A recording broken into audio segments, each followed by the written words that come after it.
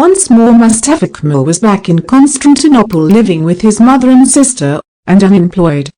After the capture of Adrianople he had been promoted to lieutenant colonel. Dissatisfied, yet without clear aims, again he was hobnobbing with the second-class politicians whom he despised.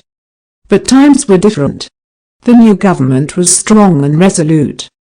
Talat, Anwar and Jamal, Mahmud Shawkat had been murdered, had formed a triumvirate and were ruling firmly. The old gangs and cliques had been broken up. The politicians wanted Mustafa Kemal less than ever. He had fallen out of the picture altogether. His old associates of the committee in Salonika had left him far behind. Talat and Jamal were cabinet ministers. Anwar had become an international personage. He was Minister of War. He had married a princess and lived in splendor in a palace on the Bosphorus. He had great plans, to knit all Muslims together under the Sultan Caliph, to unite all Turkish-speaking peoples round Turkey and so to revive the glories of the Ottoman Empire. The Germans looked to him as their ally.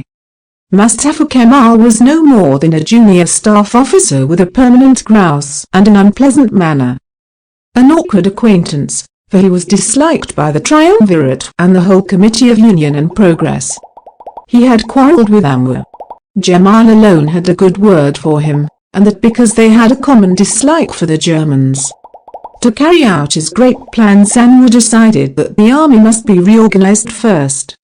He invited the Prussian, General Lehmann von Sanders, to carry out this work. At the news Mustafa Kemal growled in impotent fury.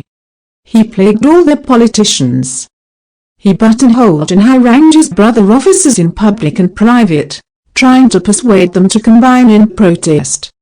"It is madness to allow the Germans," he said, "to control the army, the basis of our power to live. We Turks should handle our own affairs. It is a national insult to call in this Prussian." He saw Jamal and argued with him. When Anwar refused to see him, he wrote him a bitter letter. The triumvirate found him a nuisance. He was not dangerous, no one would listen to or help him, no one would have much to do with him. Still he was a nuisance. He would be best out of the way. Fatih had gone to Sofia as minister. He and Mustafa Kemal had always been friends. Mustafa Kemal should go to Sofia as well. He was appointed military attaché and ordered to report at once to Fatih. Mustafa Kemal accepted Sofia's banishment. He was cut off from the life in Constantinople. The post of military attaché gave little real work for a professional soldier. Whatever there was to do, he did well. He made friends with Khrushchev, the Bulgarian commander-in-chief, and his general staff, attended functions and maneuvers and reported his observations to Fatih. It was characteristic of him that his best friend was Savasev, the general who had driven back his division before Bulair. Rival brother officers and politicians he hated, a brave enemy he respected. Savasev had shown exceptional bravery before Bulair. Mustafa Kemal sought him out and made a close friend of him. But he had little work to do, and that not much to his liking. He was not a man who could sit doing nothing. Whether it was work or amusement he must be something, and at it full blast. If there was little work he would concentrate on enjoyment. The position of military attaché gave him the privileges and immunities of a diplomat with the opportunities for gallantry of a soldier. He took full advantage of both. He learnt ballroom dancing, methodically with a teacher, and then danced whenever possible, but always as if he was on parade. He frequented the drawing rooms and tried to become the society gallant, making love to the ladies of Sofia, but they found him excessively gauche.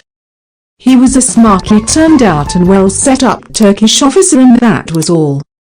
They had no linking for Turks, at any sham, and Mustafa Kemal was neither good-looking nor attractive. His manners were crude. Either he stalked stiffly about with his face set and grey, or he talked abruptly. He had no small talk, no easy gallantry or ready flattery. He understood nothing of the pleasant play of light flirtation.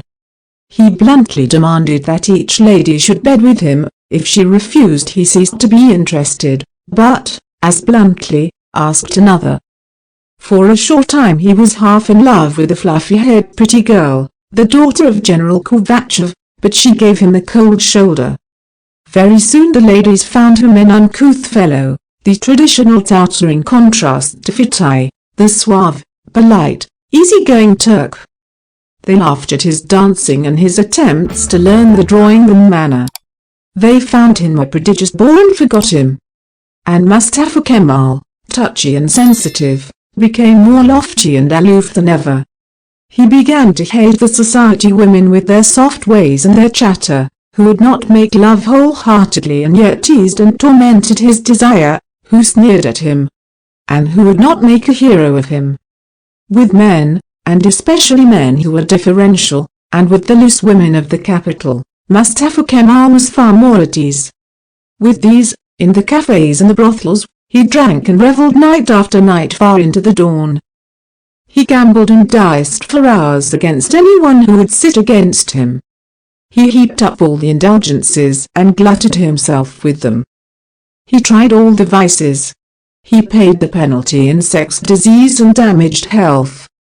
In the reaction he lost all belief in women and for the time being became enamored of his own sex. Meanwhile, as time crept on, there came the world wars. Across the frontier in Serbia the Archduke had been murdered. All the great nations were at war. Turkey had joined Germany, but Bulgaria had remained neutral and Sofia was an empty backwater. In Sofia, Mustafa Kemal was eating out his heart.